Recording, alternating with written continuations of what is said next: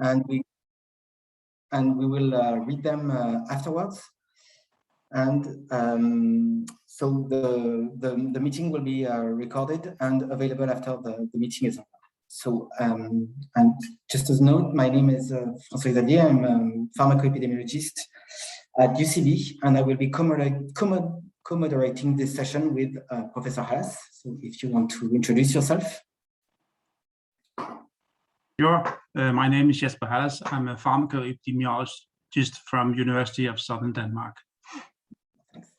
And so we'll kick off this section by a presentation from Michael Webster Clark from the University of North Carolina, Chapel Hill, titled "Evaluating when Effect Estimates Changed After Propensity Score Trimming because of Differing Effect Measure Modifiers Distributions." So Michael, the floor is yours.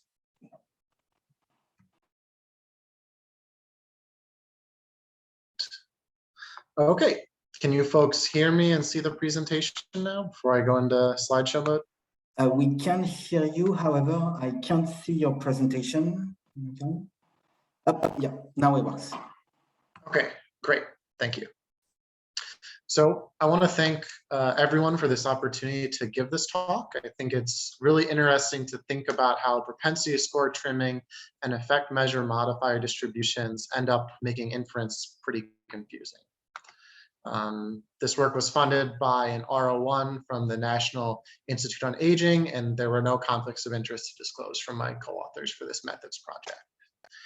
There's three core takeaways I'd like to get to today. The first is that if there's effect measure modification by confounding variables, we would expect estimates to change when we apply propensity score trimming. And standardizing post-trimming estimates to one specific target population using sampling weights may help us identify when changes are due to EMM by measured variables specifically, but this method may be much more suitable for different scale than ratio scale effect measures. So for some background on propensity score trimming in general, the whole idea of propensity score trimming is to restrict our study populations to individuals with treatment equipoise or people with less extreme probabilities of treatment.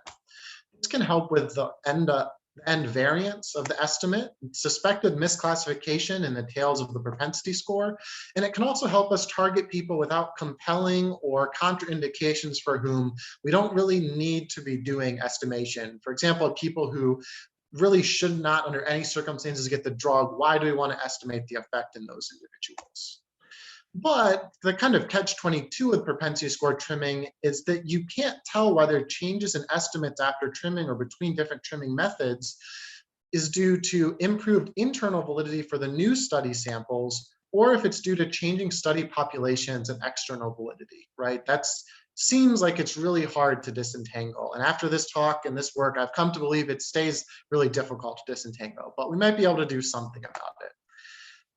For some different trimming varieties, there's kind of this crump trimming here where you get rid of everyone with a less than 0.1 or greater than 0.9 chance of being treated. There's asymmetric trimming where you get rid of people below a certain percentile of the treated and above a certain percentile of the untreated or treatment B population. And then there's preference score trimming where you transform the propensity score based on the overall probability of being treated to get this kind of preference score distribution that usually is going to be much more centered on 0.5. And then you get rid of people who are less than 0.3 or greater than 0.7. Now, the really interesting thing here is that all of these trimming methods result in different target populations, right? Here we have some study where we have treatment A and treatment B. We have outcomes represented by these black dots. If you have a black dot, you have the outcome. If you don't, you didn't. And we have study characteristics. In this case, they're balanced between treatment groups. And we might want to know from this study population, what's the effect in this target population up here where there's a different distribution of green and gray individuals, or this other target population where there's another distribution of green and gray individuals. And luckily, there's a tool to help us get from a given study population to a specific target. And that's sampling weights. So to make sampling weights, you just combine your study population where you know the outcomes in treatment with your target population where you just know the covariates. Then you estimate the probability that individuals are members of the study based on the variables you think modify treatment effect. So for the gray individuals, it's 4 out of 6 people are in the study, so they have a probability of 4/6. For the green individuals, 6 out of 14 or 0.43. Then each participant gets a weight of 1 divided by their odds predicted based on the effect modifiers. In this case, this ends up being weights of 0.5 for gray individuals. They get smushed down because they're less common in the target. And it ends up being weights of 1.33 for green individuals who are more common in the target and thus get upweighted. When it comes to the final analysis, you can think about the crude original trial population where there's 2 outcomes among 5 people for 40% risk in treatment A, 60% risk in treatment B because of 3 outcomes, a risk difference of -20%, and a risk ratio of 0.67. But that's different once you've applied the weights to go to this other target population. The risk in treatment A is now 37%, it's gone down, while the risk in treatment B is 63%, it's gone up. The risk difference has changed and the risk ratio has also changed. What we wanted to do with this project was to combine propensity score trimming with sampling weights with measured confounding and EMM in a simple simulation context, and experiment with using various different target populations from our original trimmed populations, including the full original population as well as the smallest trimmed population. We also wanted to experiment with different effect measures, including the risk difference and the risk ratio, and hopefully you'll see why that is once I show you some of the results. So what did we do? Well, it was, again, a very simple simulation, similar to one that I presented previously at ICPE. We have this contraindication that's associated with treatment X and outcome Y. We have a binary compelling indication. It's the same. There's also a binary lesser confounder in there, and then a continuous confounder as well.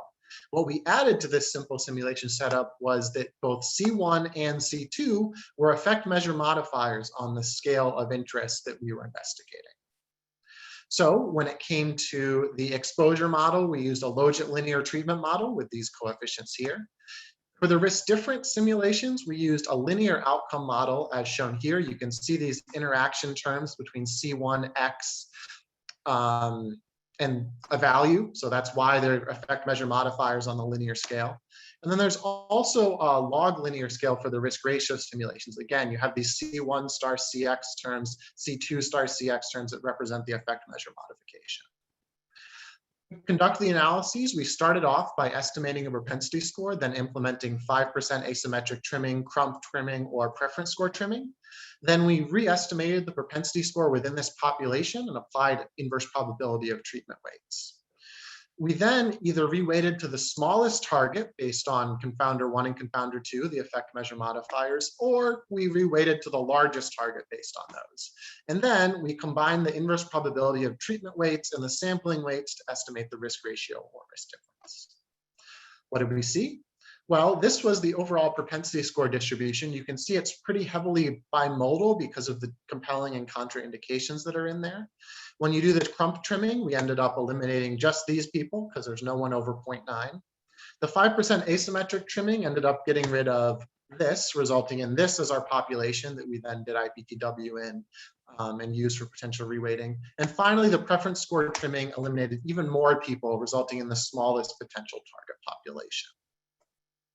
What did we observe on the risk difference estimates? Well, when we just did the IPTW, we did see some heterogeneity in the risk difference. The full population's risk difference was 3.0%. The crump trimmed population was a little closer to the null at 2.9%. Then the 5% asymmetric trimmed was even closer at 1.9%. And the preference score trimmed was the closest to the null because we got rid of a lot of the people with compelling and contraindications at only 0.7%. When we reweighted to the full population risk difference, the largest population, where essentially our goal estimate here was that 3.0%, we saw that the crump trimmed estimate got there, but it was already pretty close in the first place. The 5% asymmetric estimate overshot it, but not by that much, and did become certainly closer than it had been to start with, where the 3% actually didn't even fall within the confidence limits of the initial 5% asymmetric trimmed estimate. But the preference score trimmed estimate went way too high at 8.6%. And this was because of positivity problems, because of just how small the preference score trimmed population was. You couldn't stretch it to fit the full population. On the other hand, when we reweighted to the smallest population risk difference, every single population recovered the correct 0.7% risk difference. Because again, there's no positivity problems here because the larger populations all contained the preference score trimmed population. For the risk ratio, there wasn't quite as much heterogeneity. You didn't see as much difference in the IPTW risk ratios for each of the populations. What we did see was that it just didn't work as well when we applied the sampling weights. You can see here that all of the reweighting methods overshot the correct full population risk ratio of 2.03 when we used these different trimmed populations after we applied the trimming. On the other hand, it did still work okay when we were reweighting to the small population, but again, the full population and crump trimmed estimates both overshot the correct value of 1.74. So what's going on here? Why is this worse than the risk difference? Well, while the risk difference is equal to the average of the population risk differences, this is not true for the risk ratio. You actually need to balance much more than the distribution of just the variables that directly modify treatment effect to standardized risk ratios. And Miettinen has some great work on this, actually. So what did we find? Well, sampling weights can sometimes be used to reverse these trimming effects. In the few cases few simulations we examined, it worked best when targeting the smallest post-trimming population with no positivity violations. And estimating risk differences was definitely much more bearable as far as figuring out what we needed to include. Risk ratios, though, you definitely need to do more on top of the non-interacting covariates if you want to do this approach. We did use a fairly simple simulation approach with low dimensionality and still saw some issues, especially on the ratio scale. And we think applications in real world data will probably be even more complicated. We also noticed that positivity violations were major potential problems we're looking to explore in more detail. We hope to apply this to empirical data sets and experiment with the approach when you have unmeasured confounders that are also effect measure modifiers or when they're not. And we really want to further enumerate and explore the assumptions and limitations of the method. So I'd like to thank all the people who worked on this project with me and open it up for questions. Thank you very much, Michael, for the very clear and very thorough presentation. We actually have a question in the Q&A box. So when you refer to trimming here, you say remove individuals. Wouldn't a more appropriate approach to trimming retain the population and win the rise? I assign the bound of the PS value instead of removing the individual altogether. Yeah, that's actually a really interesting concept. It almost sounds like it's a combination of what I've heard of as truncating and trimming. And I would actually really be interested in how that ends up working. The tricky thing with truncation is that it kind of still leaves you with some of the same problems in that you end up in this kind of weird population that is hard to describe. You can kind of describe its covariates, but it's not really made of people. But I think that's actually a really interesting idea. And if that's already been published, then if you could drop that link in the chat, I think that would be really cool for everyone to be able to see. Because I know that people truncate and just say, oh, we'll cap it at like 10, we'll cap it at 15. But capping at the bounds of either the preference score or the propensity score would have some really cool applications, I think. Thanks. Thank you for this. So yeah, in the interest of time, we're going to move then to the next presentation. And Professor Halas, I'll leave you to. And the next presenter will be Stephen Johnston, who is from Johnson & Johnson. And he'll be talking about optimization-based stable balancing weights versus generalized boosted modeling for propensity score weighting. Please take it away, Stephen Johnston. Okay, great. Can you see my screen and hear me? Yeah. Okay, great. Thank you. Well, thank you very much for the opportunity to present today, and thanks everybody who's tuned in to listen. I am today, as Jesper mentioned, I'll be presenting on a relatively new method called stable balancing weights that uses optimization techniques. And the story behind this, really the genesis of this presentation was that I had a colleague who was working on an applied comparative effectiveness study with some particular statistical issues that I'll get into in a little while, but they were having a lot of trouble with traditional propensity score weighting. Then they moved to this technique, generalized boosted modeling, which I'll discuss in a moment. It's just also one that I was less familiar with. And even that was giving them trouble. So they came to us and knew that we had been experimenting with this new method, stable balancing weights. So we decided to kind of do a head-to-head comparison and see what we could come up with. These are our disclosures. Most of myself and my co-authors are employees of Johnson & Johnson. And I'd also like to acknowledge Jose Zubizarreta of Harvard University. So Jose is really the mastermind behind this method, stable balancing weights, and also another one that you'll hear about later in the session, cardinality matching, which is pretty similar. And we've been working with Jose over the past couple of years to learn these new methods and implement them in our applied research that we do at Johnson & Johnson. So just to level set, probably everybody knows this in the session, the general goal of matching and weighting is that we want to achieve balance on baseline matching or weighting covariates between treated and control groups. This emulates randomization and it reduces bias in our treatment effect estimates, which really the goal is to improve the internal validity of our findings. When we do this, we might also want to create matched or weighted samples that reflect characteristics of certain target populations, also known as estimands. And that's very much what Michael's presentation was just about. And that's all about external validity. And if you have used both matching and weighting in the past, you probably realized that matching generally results in a loss of sample size due to unmatched pairs. But weighting techniques such as inverse propensity score weighting tend to be generally more sample sparing. And that was the situation we were in. We really needed a more sample sparing approach. So in terms of generalized boosted modeling, it uses what's called non-parametric boosting. So like inverse propensity weighting, it models the log odds of treatment assignment. And it does this by iteratively fitting regression trees that model the residuals from a previous iteration. What's interesting about GBM is that the number of iterations that it uses in calculating the propensity scores is determined by a stopping rule that the user defines themselves. And the stopping rule is basically trying to minimize one of four potential dimensions. So you could try to minimize the average, absolute, standardized mean difference. You could try to minimize the maximum standardized mean difference, the average Kolmogorov-Smirnov statistic, or the maximum Kolmogorov-Smirnov statistic. Sorry for the pronunciation problems. The GBM is implemented in our software, the Twang package. And the steps that you take, first of all, you define your estimand. Do you want the average treatment effect on the treated, the average treatment effect on the controls, or the average treatment effect overall? You then choose your stopping rule. So again, that might be, for example, to minimize the maximum standardized mean difference.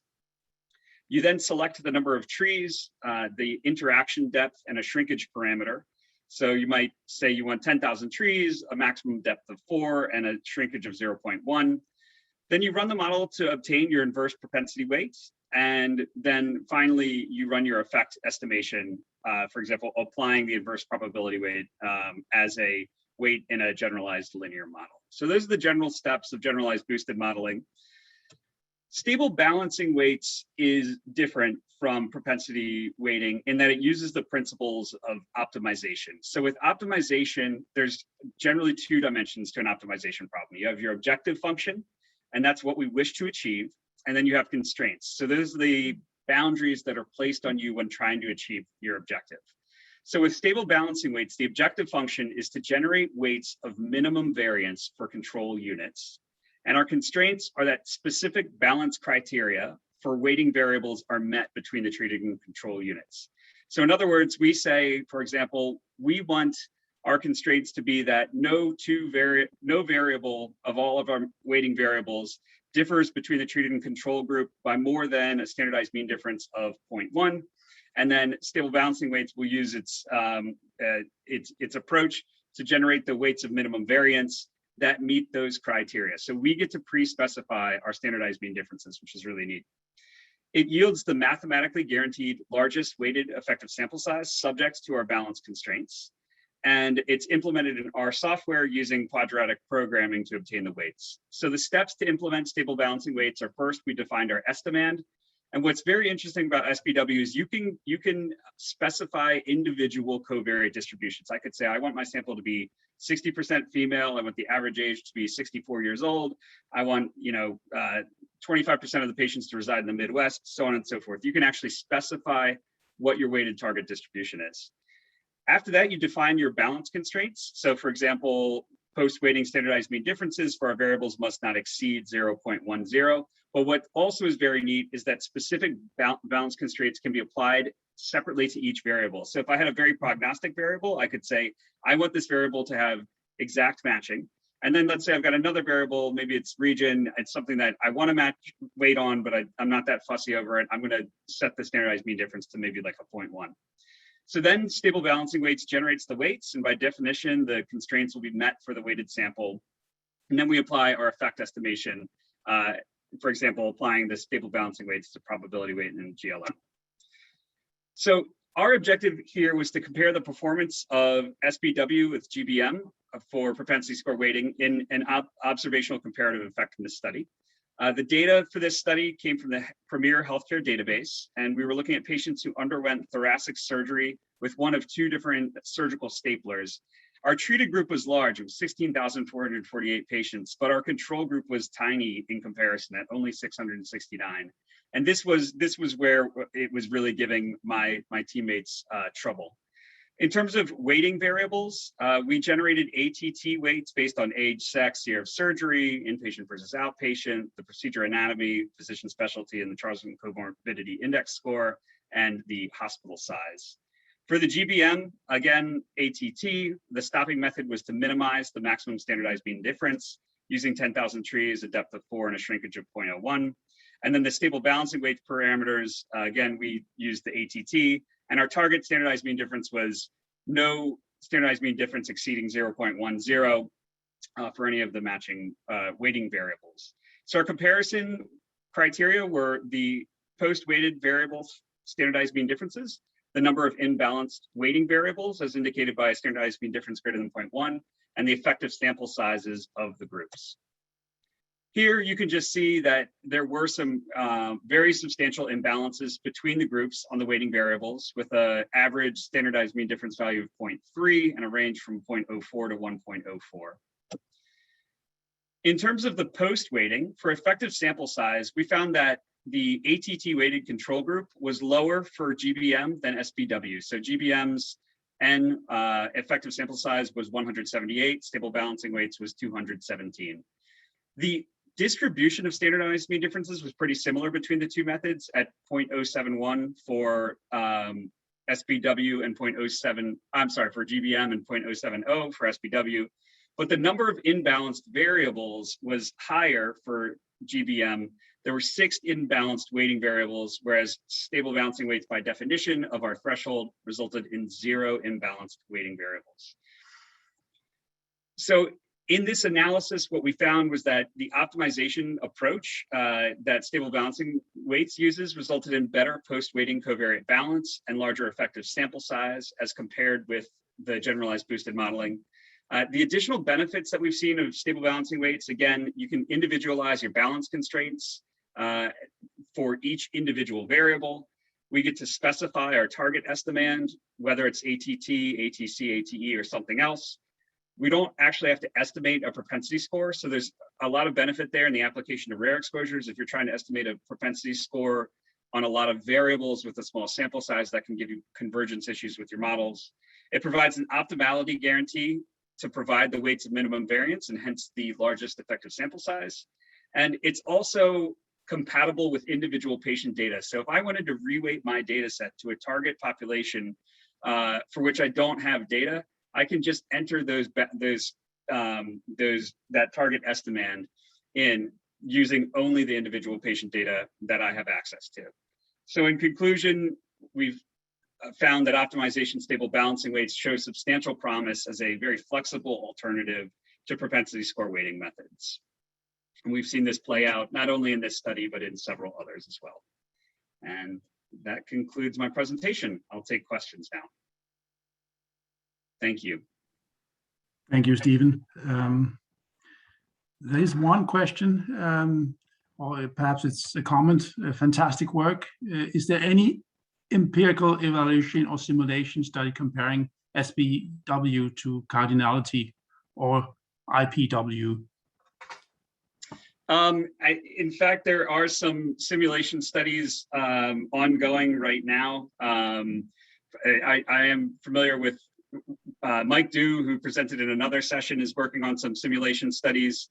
He's studying under Danny Petio Alhambra, and so none that I know of that are published just yet, but there's definitely ones that are ongoing. Okay. Other questions?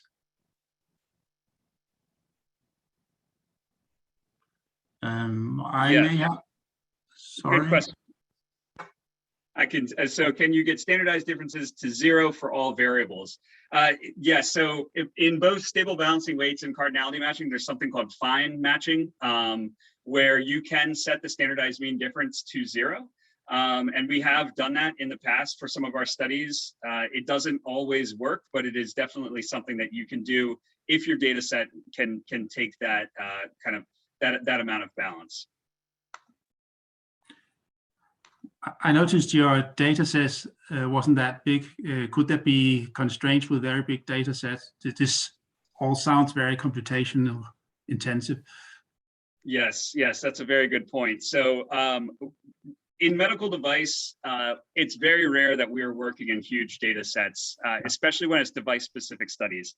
So that is an important caveat, that all of the experience that we've had thus far with stable balancing weight has been in relatively smaller data sets. There are, our pharma colleagues have been comparing cardinality matching, which is like a matching analog to this, with propensity score weighting. And what we've generally found is that when you start to get into the hundreds of thousands of patients, that kind of data set size, the relative advantage of optimization-based techniques wears down. But conversely, as you get to smaller and smaller sample sizes, the optimization techniques perform better and better. So it's got nice applications to medical devices, to rare diseases, rare exposures, that kind of stuff. Thank you. You're welcome. I think we have time for one more question from Till. By effective sample size, do you mean sum of weights? If so, might not closely reflect precision of treatment effect estimate? Right. It's not the sum of the weights in this case, because the sum of the weights for stable balancing weights always sum to 1. The effective sample size, there's a specific formula that we follow that's given in the literature, specifically around stable balancing weights. So I can try to dig that up if my contact information is at the end of the presentation, and if you want to email me, I can send whomever asked this question the formula. Yeah, but it was Till Stürmer. Yeah. Okay. Can I ask a quick question? If we're over time, that's fine. Sure. Okay. I'll email him. No, I'm sorry. I answered on. I said sure, but it's the moderator's. Are we out of time?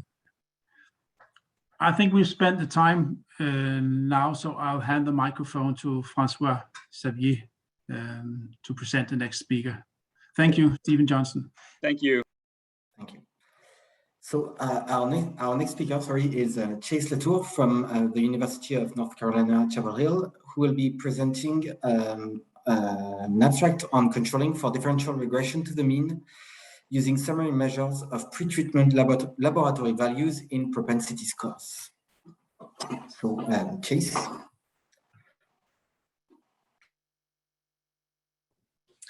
Hi, my name is Chase Latour. As said, I'm presenting work that I completed with the company called NovaSci. And this work's titled Controlling for Differential Regression to the Mean in a Comparative Effectiveness Study Indexed on Laboratory Values. So before proceeding, I just want to first acknowledge that funding for this work was provided by Amgen. I have no other personal relationships to disclose. So regression to the mean, or RTM, is a statistical phenomenon which states that when we observe a measurement that's extreme, the next measure is more likely to be closer to the overall population mean. For the sake of simplicity, we could consider a variable that follows a normal distribution as shown here. Now consider the situation where we selected a point well below the mean of the distribution. RTM states that a second measure would have a higher probability of being closer to the mean due to random chance. So this is displayed here by a larger area under the curve above that point, which includes those measures that would be less extreme than the original measure. So while RTM is a theoretical concept, it has ramifications for all research. One specific situation is when inclusion into a study cohort or treatment with a study drug occurs at a low laboratory value to identify patients at a certain stage of disease. This is common in medicine where treatment decisions are made based upon the results of diagnostic tests. So one example where we've encountered this is for the treatment of immune thrombocytopenia, or ITP. ITP is a condition that's characterized by patients having low platelet cell counts. In this case, practitioners must decide what treatment to provide based upon laboratory tests that estimate a patient's actual platelet cell count. And a clinical cut point for pharmacologic treatment is measuring 30 billion platelets per liter or less. So, however, that low count is just one random draw from a true distribution of that patient's counts. If that distribution has a mean that's higher than the low point, then the next diagnostic test measure will likely be higher than the previous due to random chance alone.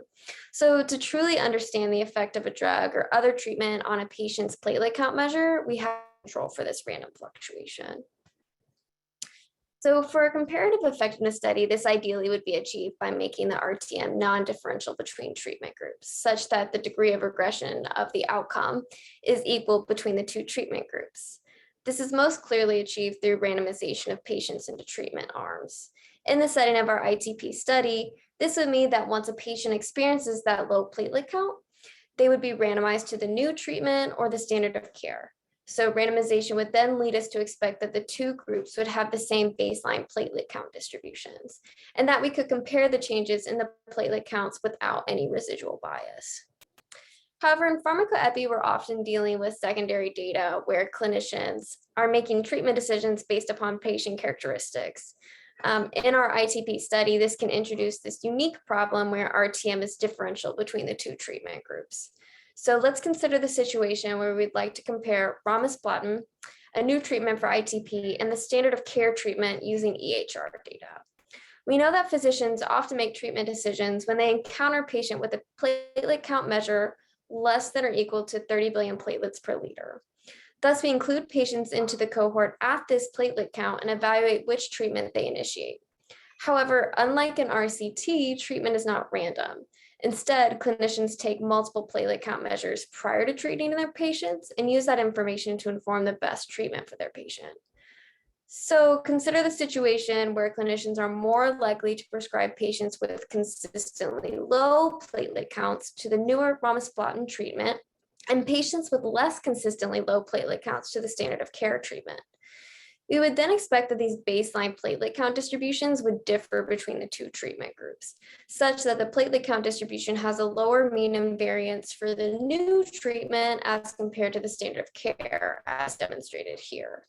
Because these distributions are shifted, we do not expect the RTM to cancel out between the two treatment groups or that RTM will be differential by treatment.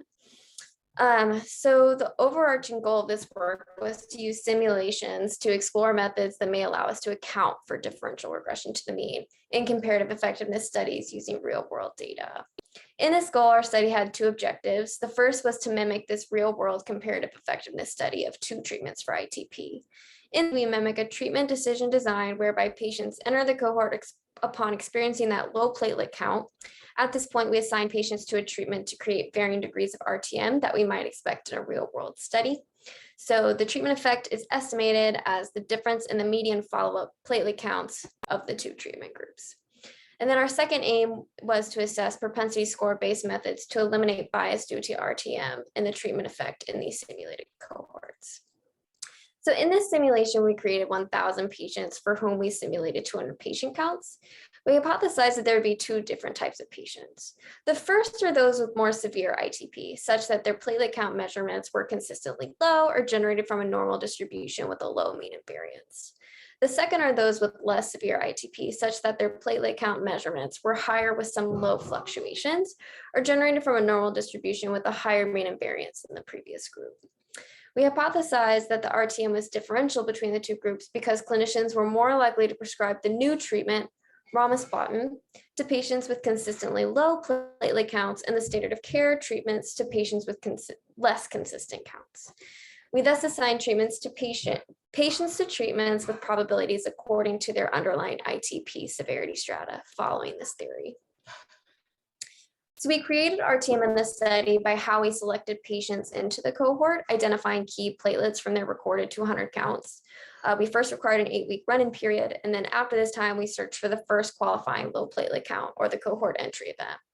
The platelet recorded during that week, during the week after that, is considered the index event. And then we recorded the following 23 platelet counts for follow-up. And then based upon these mechanisms, we created 6 different RTM scenarios as shown here. There are 3 groupings defined by the RTM being strongly, weakly, or non-differential. And then we further created scenarios by how far apart the underlying platelet count distributions were according to their underlying ITP severity. For the sake of clarity, I'm only going to focus on scenario 1A here, where RTM is strongly differential across treatment groups and the platelet count distributions are disparate or very different. So we were interested in assessing whether we could control for bias due to differential RTM by including various summary measures of the 8 prior platelet counts into the propensity score models with subsequent inverse probability of treatment weighting. Summary measures are shown here. The first is no summary measure or the crude estimate. The second is the mean of the prior platelet counts. Third is standard deviation of the prior counts. Fourth is the difference between the cohort entry event and the most recent prior platelet count. Fifth is the difference between the cohort entry event and the largest prior platelet count. And sixth is the gold standard or predefined ITP severity strata. I present the results here from scenario 1A, where the RTM was strongly differential between the 2 treatment groups and the platelet count distributions by ITP severity strata were disparate. I just want to zoom in here on the actual residual bias numbers. So at the top, we can see that there is relatively substantial residual bias in the crude estimate with a very high empirical standard error. We can then see that controlling for the gold standard or ITP severity strata eliminated essentially all residual bias in the scenario. Including the mean of the prior platelet counts and the difference between the largest prior platelet count and the cohort entry event eliminated the most residual bias of the selected methods. And then including the standard deviation in the propensity score model eliminated some residual bias, and adjusting for the difference between the most recent platelet count and the cohort entry event eliminated the least. So I can't present everything here because we looked at so many situations, but I just wanted to note that this ranking was consistent across all scenarios where RTM was differential between treatment groups. So in this study, we found that if the mechanism creating differential RTM is perfectly captured, we can eliminate that source of bias. For our simulation, we found that controlling for the mean of the platelet counts measured prior to cohort entry, or the difference between the largest prior platelet count and the cohort entry event performed reasonably well. And these are encouraging results. However, it's important to note that those rankings could reflect how the data was simulated. So it's important for future work to consider how these methods perform when different data generating mechanisms are used. So this will be key as we continue to understand how to use these results in comparative effectiveness studies using real world data. I provided some references here. They're uploaded in the online slides if you want to look at it. And I just want to thank you all for attending and listening. And I'm open to questions. Thank you very much for the very nice and clear presentation. So if the audience has any questions, please raise them in the Q&A session or raise your questions. While we're waiting for questions, maybe I had one. Do you have, let's say, an explanation or an understanding as to why you found that using the mean values or the largest difference to index had the most effect on reducing bias? I don't have an exact explanation, though I can kind of take an educated guess based on how we simulated the data. The means were very different in those underlying platelet count distributions. And even though we simulated 200 platelet counts for each individual, I think the mean was probably better captured in those platelet counts than the standard deviation was when we simulated those. So I have a feeling that it was just better able to capture what was happening underlying generating these actual platelet counts. Thanks. And okay, so and while we're waiting, then I had another one. So as you mentioned, I mean, yeah, when using a secondary data sources, it's oftentimes that yeah, the choice of the treatment is probably not done randomly. But there are also other issues with these types of data. It's missingness, and I was wondering if you had explored if the missingness of the post-index measurements had any impact on the applicability of your methods. Yeah, so we didn't explore that in the simulation setting, just to keep it simple and try to focus in on one issue. But we actually did apply these methods to an actual data set that we had been investigating these types of questions with, and so with a lot of those patients, there were varying levels of platelets measured prior to when they entered the study. And so the first thing we realized is that was going to limit how well these methods performed and which method was the most interesting. So we saw that the largest difference between the prior platelet count and the cohort entry event performed the best. So we decided to use that in that method, in that application. We haven't been able to investigate further what happened there, but I will note that it was interesting in that there were a small number of patients that didn't have any prior platelet counts measured, and actually removing them just for the sake of this analysis, we realized that there was probably the effect estimate changed a lot just in doing that. And so we think that that was actually an indicator that there was some positivity or some exchangeability issues still underlying the data. So it is an important indicator, but we haven't actually investigated it further here. Okay, thank you for the answer. So I don't see any other questions. I mean, yeah, if there are no other questions, then I will leave the room for the next speaker. Excellent. Our next speaker is, I hope I pronounce this correctly, Abhishek Shitinis, and please correct me, from Johnson & Johnson. And he'll talk about an evaluation of direct and propensity score matching versus propensity score stratification for confounding adjustment in primary total hip arthroplasty. Sure. Thank you, Jasper. I hope you can see my slides and hear me clearly. Yeah. Okay. Yes, we can. Excellent. Yeah. Sure. And thank you for giving me this opportunity to present today. So before I go ahead, I want to thank all my co-authors, including Jack Mantle, Juan Deca, Rena Kotari, Jill Rupenkamp, Paul Copeland, and Chantal Foley. These are our disclosures.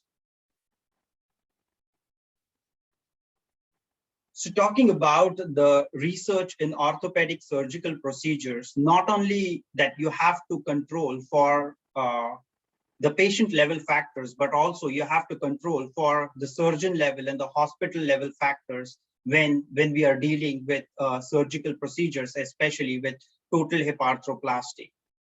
Our prior research, which used a combination of direct matching as well as the propensity score matching, found adequate confounder control with this method.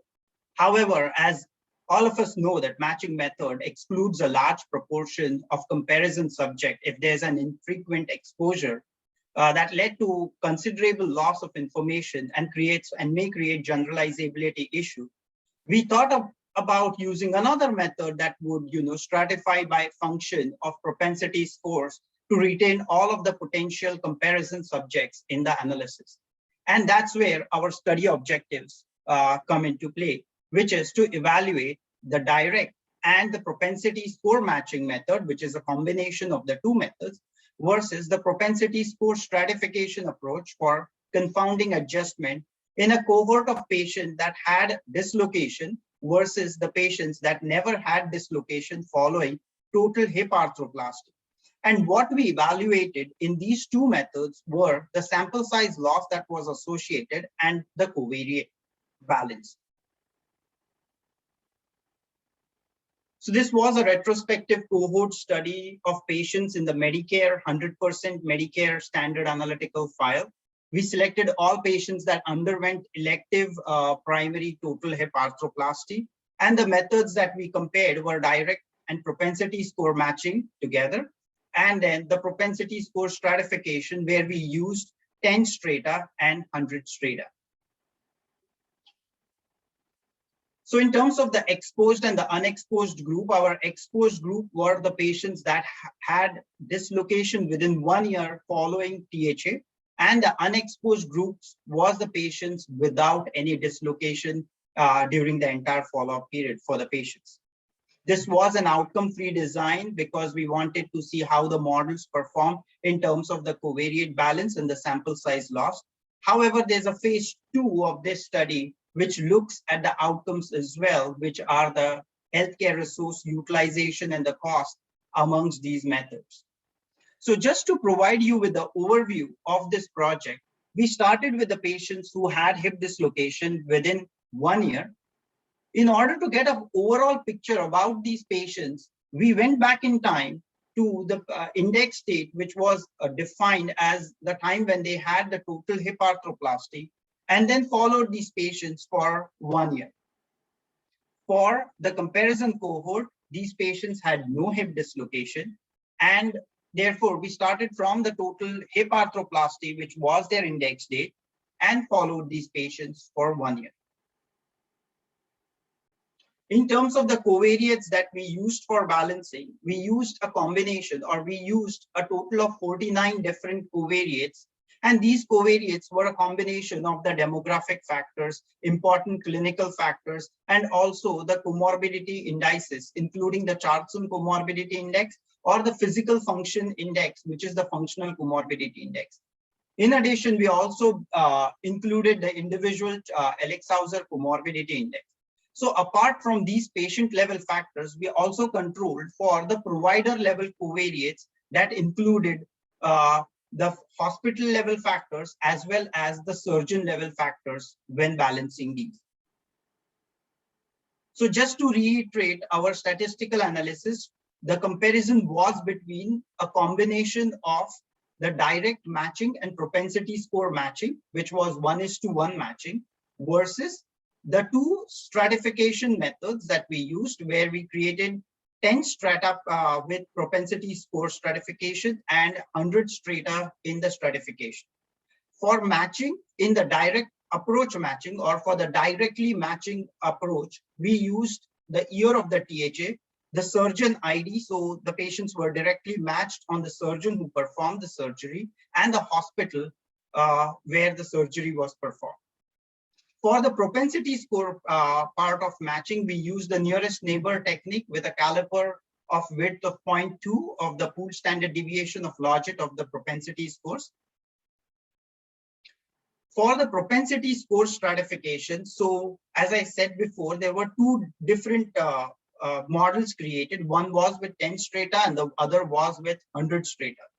So now when we do this stratification or creating these strata, instead of using the entire propensity scores for the whole cohort, what we restricted or what we did was the strata were created based just on the exposed group. And the reason being that, as you can see in the table that is on your right hand side, this is just an example where we see that if the stratas are created based on the entire cohort, most of your exposed group cohort will be located or would be concentrated on the lower end or the upper side, as we can see in the row 9 and 10, whereas the upper rows have very limited number of study samples. But when the propensity score stratification is done based on the exposed group only, we can now see that the exposed group is nicely distributed, with the unexposed group having a good sample size across all the strata that are being created. We adopted the method that was introduced by Desai et al. In 2017 for the stratification approach. Each exposed patient was given a weight of 1, and the unexposed patient was given a weight that was proportional to the stratum in which they fell. So this creates again a pseudo population distribution in which the exposed and the unexposed groups are supposed to be balanced. In terms of the performance evaluation of these models, the first thing that we looked at was the sample size loss for the overall sample, the exposed groups, and the unexposed group. Then to assess the balance of individual covariates, which were the 49 different covariates that we used standardized differences, and anything less than 0.1 was considered to be balanced or negligible difference in there. In order to look at or to assess the entire model balancing, what we did was we looked at the average standardized differences, which was the average of the individual absolute standardized differences. In addition to that, what we also looked was the area under the curve for the entire model. And the area of the curve, anything that is very close to 0.5 was considered to be a perfect balance, meaning that the model is not able to discriminate between the groups that we have been comparing, that is the patients with dislocation and the patients without dislocation. In terms of the results, that what we see here, a total of 450,000 patients were selected that had THA, of which 1.7% had hip dislocation after the THA procedure. Most of these procedures, 75% of the procedures happened within the first 3 months. When we looked at the sample size loss, as we can see that the dislocation population is just 1.7% of the total population, the sample size loss overall with the matching approach was 98%, whereas with the PSS approach, it was 0.2% sample loss. And that loss was because we did trimming of the data in order to get the clinical equipoise. So we trimmed the data at the extremes just to wherever there was no propensity match between the exposed and the unexposed groups. So if we go to the table and see for the exposed group, for the direct matching propensity score matching approach, we see that 40% of the patients were lost there, whereas no patients were lost from the PSS approach. From the unexposed group, we see that 99% of the patients were lost from the matching approach versus a 0.2% patients were lost from the stratification approach. And again, as I said before, it was because of the trimming that we did. In terms of the absolute standardized differences, as what you can see, the X marks or the red X are the matching. As we can see that all of the X's were below 0.1 absolute standardized differences, except one that was for the functional comorbidity index, and that's the variable number 11, which we can see is above that 0.1 mark. However, when we look at the PSS, which is the propensity score stratification from both the 10 and the 100 strata, which are the green triangles and the red squares, they are very close to that 0 mark there, except for a few for the 10 strata, showing that a tighter control was achieved with respect with these stratification approach. When we looked at the overall model standardized differences, so what we found was with DMPSM, which was the matching approach, it had a higher absolute average standardized difference as compared to the PSS with 10 strata and the 100 strata. Similarly, when we looked at the area under the curve, all of them were closer to 0.5, but the PSS were much more closer as compared to what we see with the matching approach. So in conclusion, we see that the PSS approach was able to preserve the sample size considerably better than the matching approach, which resulted in considerable loss of sample size. But one thing to note is the factors that we use in matching. The number one is the variables that we use for direct matching. Here we use the exact surgeon ID and the hospital ID, which are very restrictive variables that would reduce the sample size further. Again, what kind of matching are you applying? Is it 1:1, 1:5 constrained matching, or the variable matching that has been used? And then the frequency of the exposure. If your exposure is infrequent, you are bound to lose more sample with the matching approach. With both the methods, we were able to achieve the balance on the baseline covariates. However, with the PSS with 100 strata, it showed tighter covariate control as compared to the other approaches. And the results for this study are for larger sample size, where we had several thousand of exposed and the unexposed subjects. And these results would differ when we move on to a smaller sample size, which would include maybe with 100 and 200 studies subjects. Thank you.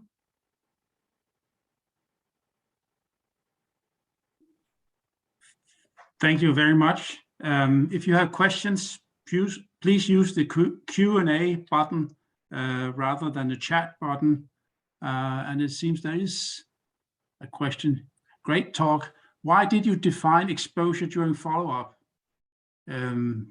rather than start follow-up at 1 year after assessment of the exposure? Right. That's a very good question. So yeah, so we were struggling with that approach as well. So if you look at the overall study, the aim of the overall study was to look at the health resource utilization and the cost that was associated with dislocation. So we wanted to check was what happens after the THA and before dislocation as well, because the patients would be using more and more services before they actually get treated for their dislocation. So in order to get that overall picture, we started from the THA itself rather than, defining it from the time of dislocation and then following it for 1 year post that. And then for the comparison group, having a pseudo index date and, using that to move in the follow-up.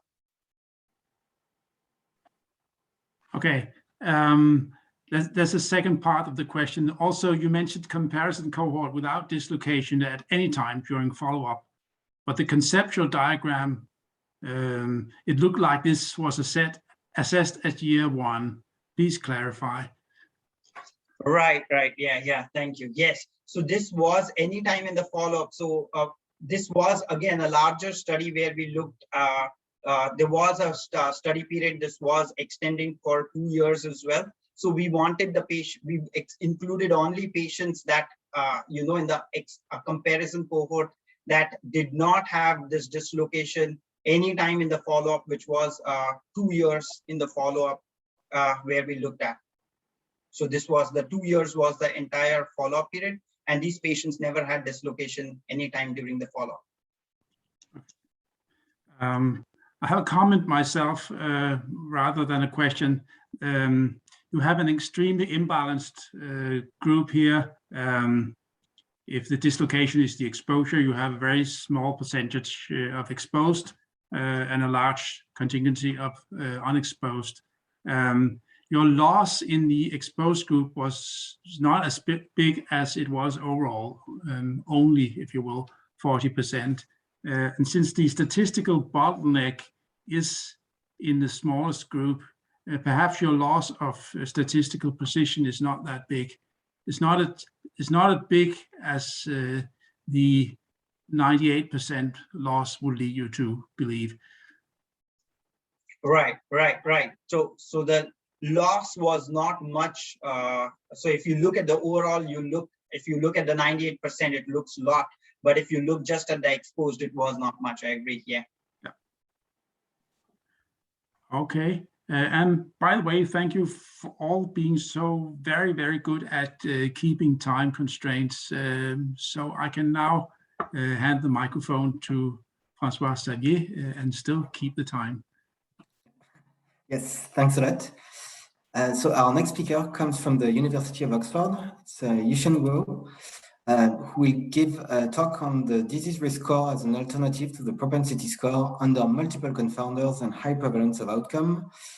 So a simulation study motivated by the emergence of multiple repurposed medicines during the COVID-19 pandemic. So a very timely talk. So the floor is all yours.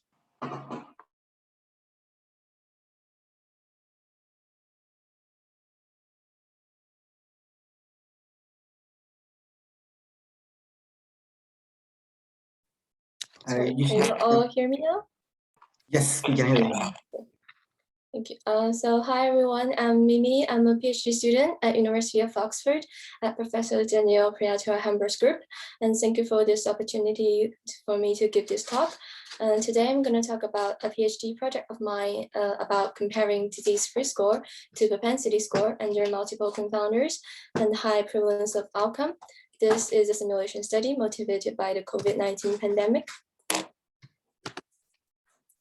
Some brief background is that propensity score, as we all know, is the probability of getting treatment conditional on measured confounders, and disease-free score is the probability of getting outcome given confounders.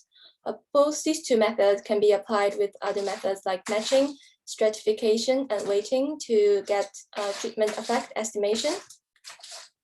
The reason why we wanted to investigate into these two methods is motivated by the COVID-19 pandemic, especially in the second quarter of 2020, as the treatment in that period has the following features. So first, due to multiple emerging treatments, each treatment at that period has low treatment prevalence. And also for ICU patients at that period, they all have pretty high outcome risk. Therefore, based on some previous research as well as our knowledge, we suspect that disease-free score under those scenarios could be of a useful alternative to propensity score to estimate treatment effect. Therefore, we designed simulation studies to test these two methods under the following scenarios. The first is multiple confounders. We put this to guarantee that we have strong confounding setting. And then second, we tested different treatment prevalence to see how the change of treatment prevalence will affect our estimation bias of treatment effect. And last is that we changed different data distribution, for example, adding nonlinearity and non-additivity in the data to see how that affect our result. And also we use different machine learning methods to estimate propensity score and disease-free score and see how they perform. So now I'm gonna walk you through the whole simulation process, how we simulate the data. So first we simulate linear data, and by linear, we meant that we simulated confounders independently. We use Monte-Carlo simulation to simulate 50 confounders first, and we also have 5 instrumental variables that affect the treatment only. And if you look at the flowchart on the right-hand side, is the demonstration of the whole simulation process. So with the instrumental variables and confounders, we then can simulate treatment. And then we also generated a risk factor. So with treatment, risk factor, and all the confounders, we then can generate the outcome. And now that we have our data, we wanted to test them on different scenarios. So as I said, we want to test different treatment prevalence. So we fixed a range of treatment prevalence for the data to test on. And we set it from 0.01 up to 0.5. And for this project, we fixed our outcome risk to 50%. As I said, the scenarios that motivated us has very high outcome risk. And also we are interested in many parameters. So we fixed this outcome risk for 0.5 to see how the other parameters affect the result. And then we simulated nonlinear data. And the only difference between this nonlinear data is that we now have nonlinearity and non-additivity added to the data. And by those two, we added them by adding 30% of the interaction terms, which we only include two-way interaction. We also added 10% of the nonlinear terms, which we added them by adding quadratic terms in our data. So same as before, we still have 5 instrumental variables, and we generated treatment and then risk factors. So we generated outcome, and the range of treatment prevalence we tested the mean is still the same as before. So to sum up, here are the simulation scenarios that we have tested. We have different treatment prevalence, different number of observations, and different data distribution.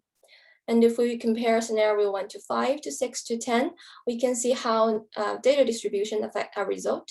And if we compare scenarios 6 to 10 to 11 to 15, we get an idea of how number of observations affect the result. And last but not least, we compare among every 5 scenarios to see how decreased treatment prevalence will affect treatment effect estimation bias. So how do we estimate propensity score and disease risk score? Here we chose 3 machine learning methods to estimate them. First is the logistic regression with lasso, and second one is XGBoost method, and last one is the neural network method. And here are the results. So for the first 5 scenarios, comparing disease risk score to propensity score under linear setting and 500 number of observation. So each figure represents a single machine learning method.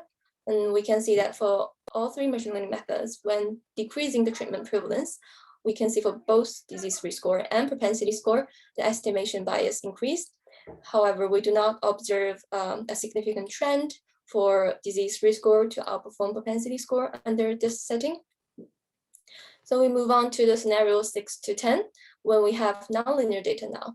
So now we can clearly observe that when we decrease the treatment prevalence lower than 10%, disease risk score is becoming a better method comparing to propensity score. And we can see now propensity score is a problematic method as it's giving us more than hundreds of bias when treatment prevalence is lower than 10%. So we move on to scenario 11 to 15. Similarly, we have nonlinear data, and now we have 10,000 number of observations.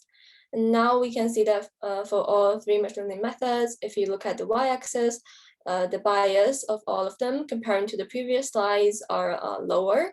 And also that we still observe that when we decrease the treatment prevalence, especially lower than 10%, we can observe disease risk score perform better than propensity score.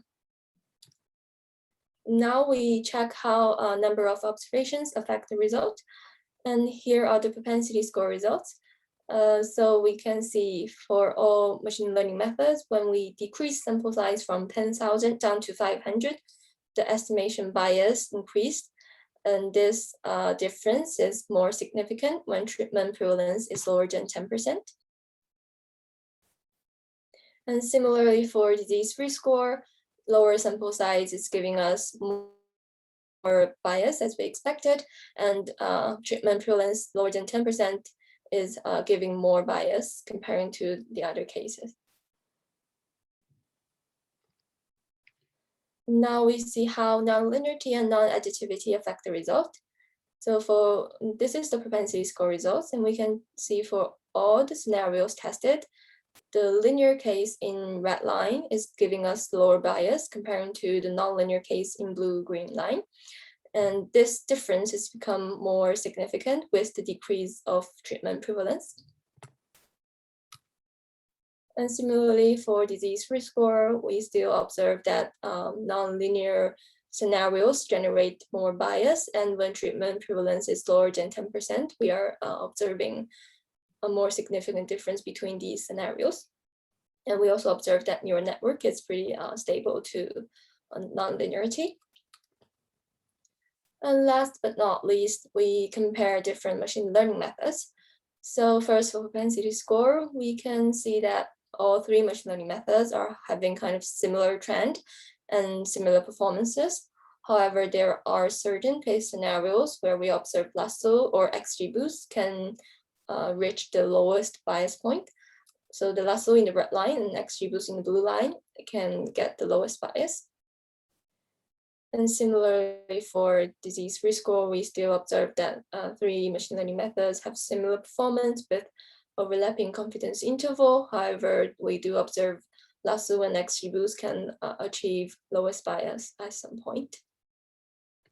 So to conclude, we have the following points. So first, for our nonlinear data setting and strong confounding setting, we observed that disease risk score outperforms propensity score when treatment prevalence is lower than 10%. And second is that for our linear data setting, we did not observe a significant advantage of disease risk score over propensity score, even when we reduce the treatment prevalence lower than 10%. However, we did see that when reducing treatment prevalence, the bias for both propensity score and disease risk score increased. And third is that increasing sample size can give us lower bias for both method. And fourth is non-linearity, non-additivity added in the data can increase bias for both method, especially for when treatment prevalence is lower than 10%. And fifth is that we observe propensity score can be problematic when having low sample size and low treatment prevalence with nonlinear data setting and strong confounding setting. And last but not least is that we compare 3 machine learning methods and observe similar performances for all of them. However, we do recommend trying both lasso and XGBoost based on our data, as both of them can give us lowest bias under certain scenarios. And yeah, that's all for my presentation. Thank you all for listening. And I also want to thank you for all the help and guidance from my supervisors and everyone from my team. And yeah, thank you for listening. Thank you very much for this very interesting presentation. So if anyone has any questions, please raise them in the Q&A box. In the meantime, maybe I can ask a question. First, so I understand the setting you are interested in was the setting with a high outcome prevalence. Yes. But I couldn't help but notice on your slide that this was a parameter. I was wondering whether you tested with also lower outcome prevalence settings. Sorry, I didn't hear it clear. Did you also do some tests in lower outcome prevalence? Not in this project, but we did do other outcome prevalence tests later to see how common outcome prevalence or rare outcome prevalence affect the result. Yes. Okay, thanks. So the results tend to show that for cases where there is a very low treatment prevalence, so yeah, the propensity score is not performing very well. I was wondering, can you comment on whether this can be due also to the fact that maybe the populations being treated are maybe too different, and whether it's still relevant to compare them in this situation? Yeah, so I suspect that the reason why propensity score is performing worse when treatment prevalence is low can due to many reasons, but here it could be due to that the matched population is much lower comparing to the previous prevalences, and there is certain loss of information in the population we throw when doing matching on propensity score under low treatment prevalence. So yes, I think that's a problem. Okay, thanks. Thanks a lot. Okay, so then if there are no other questions from the audience, then we can move forward to the next speaker, but thanks a lot for this very interesting talk. Thank you. Thank you. And our last speaker will be Nicolas Belvisio from Biogen, and he'll talk about cardinality matching versus propensity score matching in multiple sclerosis. Please take it away, Nicolas. All right, well, thank you. Hello, everyone. Let me see if I can move this out of the way. Okay. So yes, my name is Nick Belviso. Thanks for having me. I'll be talking about cardinality matching versus propensity score matching, specifically talking about the comparative effectiveness of dimethyl fumarate versus teriflunomide on the rate of multiple sclerosis relapses. And just for some background, these are 2 multiple sclerosis agents aimed at, of course, reducing those multiple sclerosis relapses. So some disclosures here is that all the authors involved in this project are employees of Biogen, and we also had some editorial support from a third-party company called XXII Scientific Solutions. So jumping into the project, so just some background here. So cardinality matching uses integer programming to find the largest matched sample meeting a set of pre-specified balance criteria. So compared to balancing on a summary score, cardinality matching balances directly across your covariates. So in essence, cardinality matching may be more suitable in scenarios where you have limited overlap in covariate distributions among the comparator groups. So the motivation for this was, you know, a lot of times a propensity score, in multiple sclerosis scenarios, propensity score matching is used very oftenly. And of course, it has its own limitations. So our primary objective was to figure out where does this kind of newer method, cardinality matching, fit into the toolbox that we have, and under which scenarios does it perform better or the same as propensity score matching, specifically in the multiple sclerosis framework. So to talk about cardinality matching, we should first talk a little bit about direct balancing. So the idea of direct balancing is balancing means distributions of the observed covariates or higher order moments via solving a linear integer programming problem instead of using a summary score. Now, integer programming can minimize the total sum of covariate distances between the matched units. It could maximize the total number of matched units or optimize the combination of the two. Now, specifically, cardinality matching prioritizes finding the matched sample that has the largest number of matched patients in it. Of course, you can specify your balance constraints.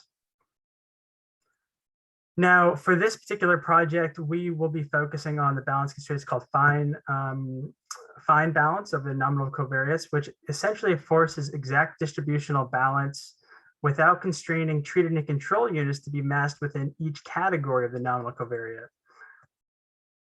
This is often followed by rematching your balanced sample to minimize covariate distances and derive a match pair cluster once you have your kind of marginally matched sample.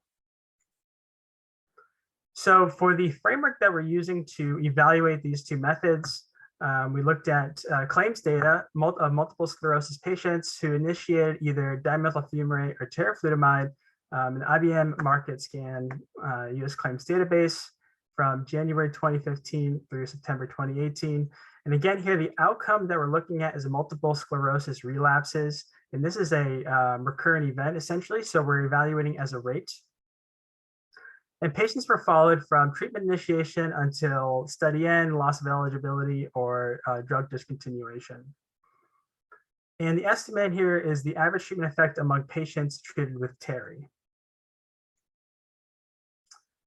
Now, some analysis plans. So we evaluated both cardinality matched fine balanced and also one-to-one propensity score nearest neighbor matching. And we fit this was across 10 selected baseline variables. And we looked at negative binomial mixed models with a random effects for the matched pair to estimate the relapse rate ratio. And we compared the number of matched units as well as the absolute standardized mean differences of the different covariates in the model estimates for both cardinality matching and propensity score matching. Now, just to note that the cardinality matching process is within the design match package in R, and we're going to use the match it package for the propensity score matching process. So the tables that we have here on our left-hand panel here, we have obviously our patient selection graph, but on the right-hand side, we have our table 1 and our observed population. And there are a few things to note. So first, this is showing our 10 variables and what they look like, our 10 covariates that we chose. There's also, these two treatment groups are relatively similar in the fact that their covariates are relatively similar in the unadjusted population here that we're showing. But the teriflunomide group is slightly older than the dimethyl fumarate group. And it also, it's important to note that we have just about twice as many patients in the dimethyl fumarate group than we do in the teriflunomide group.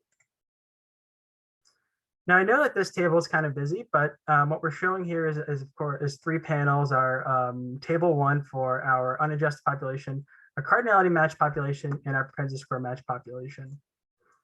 So first, we noted that when we evaluated this, that actually both methods achieved the same exact number of patients in the match sample. The distributions of the cardinality match and the propensity score match samples are similar across the two, but it's important to not only plot my pointer here, that when we look at cardinality match specifically, we see that we have the exact same amount of patients in each subgroup of our covariate here. Whereas when we balance on a summary score, just like the propensity score, we don't have this precise balance in our covariates.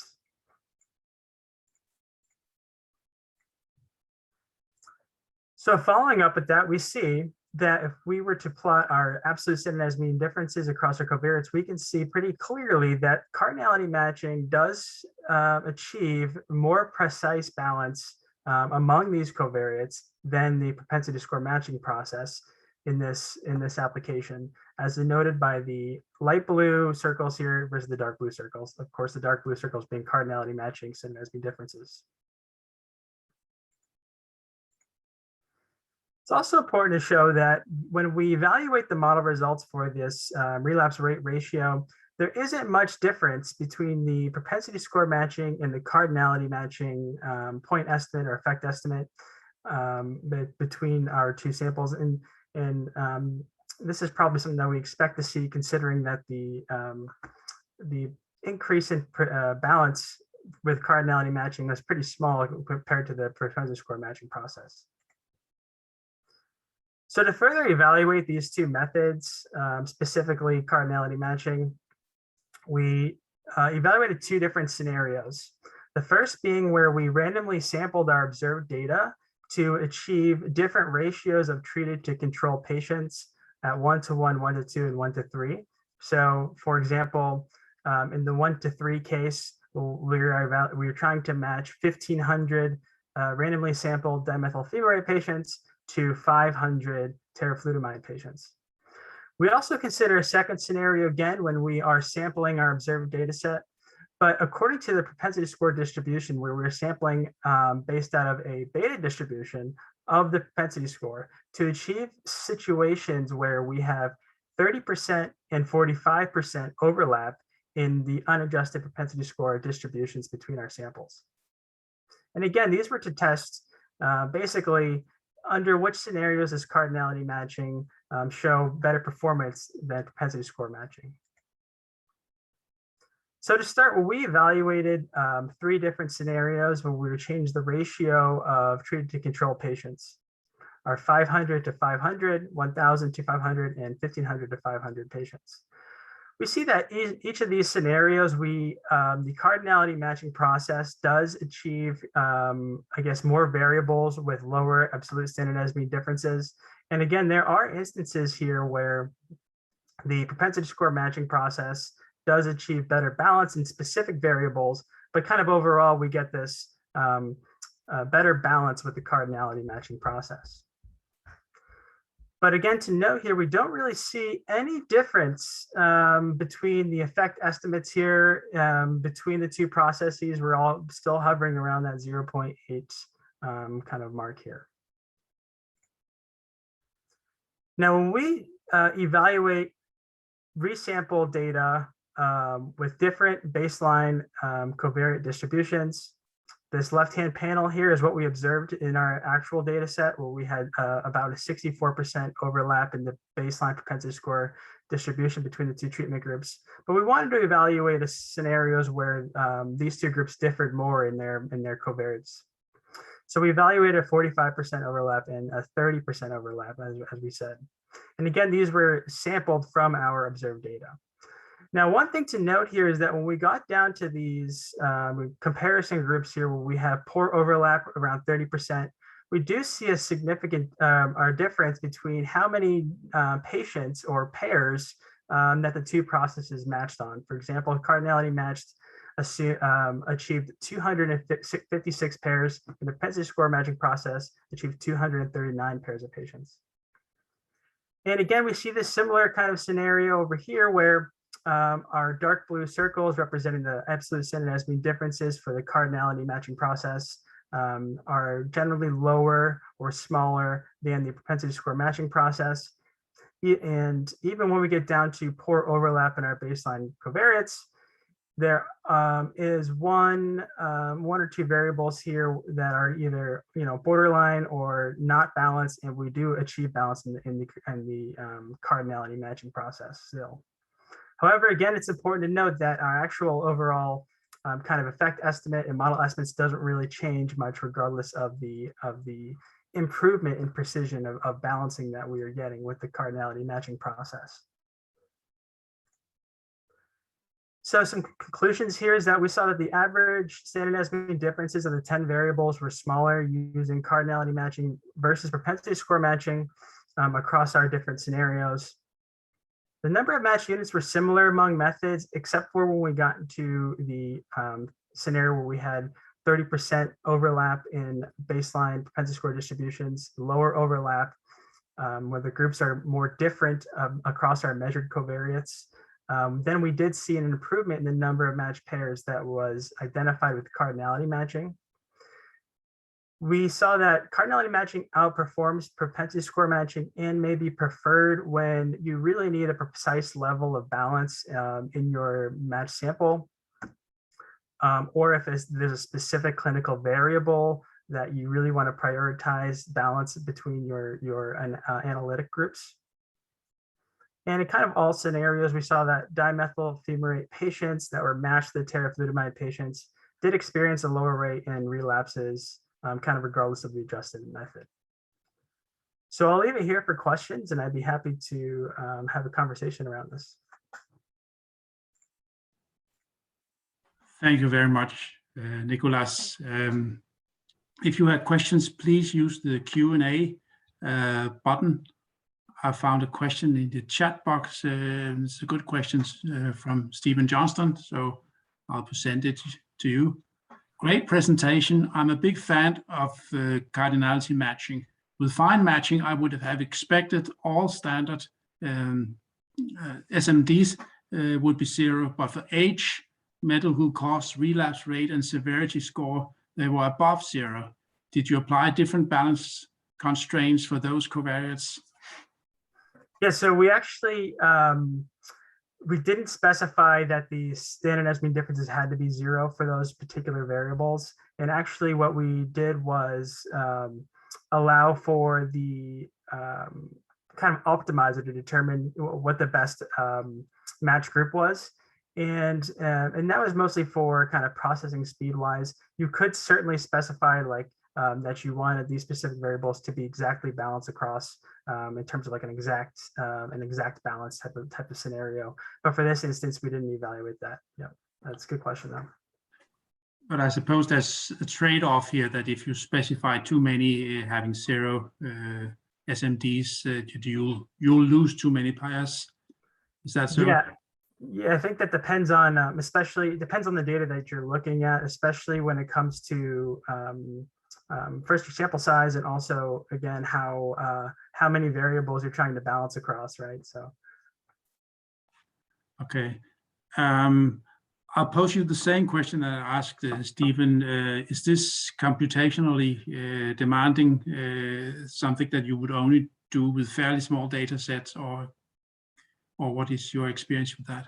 Yeah, we did run some analyses looking at specifically how long in terms of seconds that running, because again, we were in those simulation sections, we averaged over 500 iterations. And while the propensity score matching process takes, very short time, like less than a second in many instances, we saw that cardinality matching could get up to 30 and even up to a minute in those scenarios where we had 1,500 versus 500 we were trying to match on. And I would expect that as your sample size increases, that time will actually increase exponentially, right? But we didn't do any more analyses past the 2,000 patient population. Yeah. Okay, we have time for one more question from Michael Webster. Is it also computationally more difficult to balance non-binary variables with the cardinality matching? Yeah, so to be clear, we looked at kind of nominal variables here where we had multiple levels in some of our variables. But yeah, so you could specify continuous variables and so on and so forth. And I'm not sure, I haven't played around with that section yet. So this is kind of some of the kind of first look into cardinality matching that we're considering in applications in some of our multiple sclerosis studies.